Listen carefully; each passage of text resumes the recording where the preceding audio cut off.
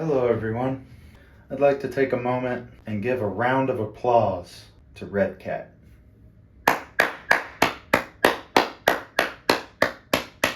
Redcat has been killing it. They're not the same Redcat I got into this hobby with. It's awesome. I'm all here for it.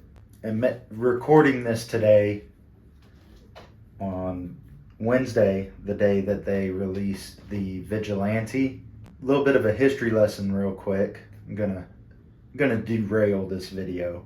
This is not the first attempt that Redcat has tried to make be nice to the T-word company, but this is not the first attempt they have made into the 5th scale segment. Breakdown I saw of it, pretty impressive. I mean, it's still to be seen how it holds up to Kevin Talbot sending it 80 feet in the air and trying to break it into 8 pieces, but it's got me impressed. Honestly, I still want a machete. Anyway, I'm going to stop derailing this video. We're here for this little guy, the Ascent 18. The remains of the Ascent 110th is on the bench. I still got to go and pick up some E6000 to fix the crack in the body. But this thing, it's like they are actually doing homework at Redcat and implementing it. One cute thing I saw, I don't really know. I've had an SCX-24.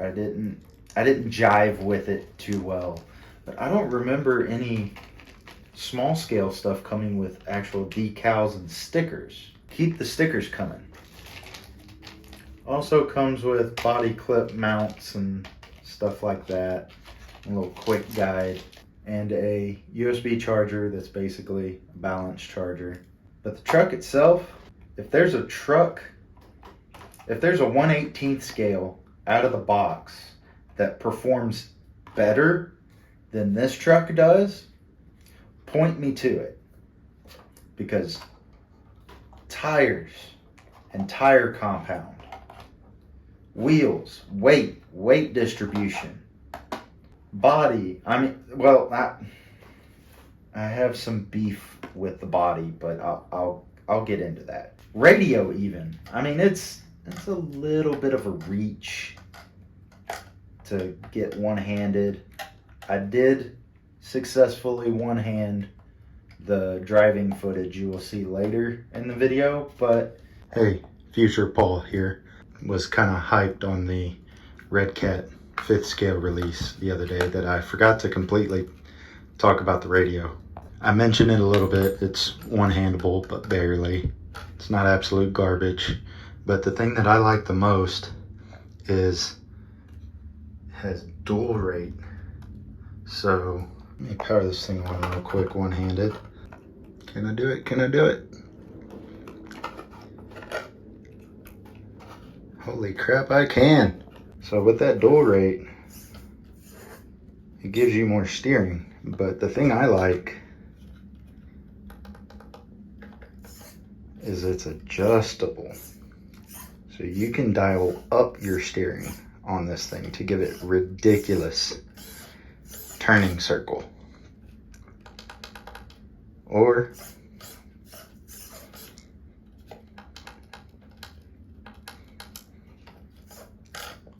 you can turn it down. I don't think I've ever seen that type of adjustability on other trucks. But then again, I've only owned like 3 of these small scales. But I felt that was important to touch on, and I remembered I didn't touch on that yesterday. So back to your normal programming. I can't find too much wrong with this thing. I really can't. There are downsides. There are downsides, in my personal opinion. Keep up the good work, Redcat. You've got hotcakes, and they are selling. I got the gray one here, and let's take the body off. And of course, oh, well, there it goes. It doesn't immediately fall off like it has been doing for me on video, but usually when I take this body off, the front clip is so loose that the body just falls to the floor. This front mount does not hold that well for me. So I always have to be slow and delicate when I take this body off to actually get it to flip up. Otherwise it just falls forward and falls on the floor. The 10th scale version, I haven't had that problem, and quite like the 10th scale version. Now you'll see here that I've actually been tinkering with it on the bench post run. I found a way I'd like to get the battery to sit. I haven't taken the battery mount out yet, but I plan on it, and I plan on putting the receiver on one of the sliders. Motor right here in the middle with the transmission. That all of this setup looks suspiciously T-word like. These shocks look nice and beefy with a mini T-style spring setup on them. And there seems to be oil within them. There also seems to be foams within these tires. And a thing I found out, this is an actual flat rail chassis.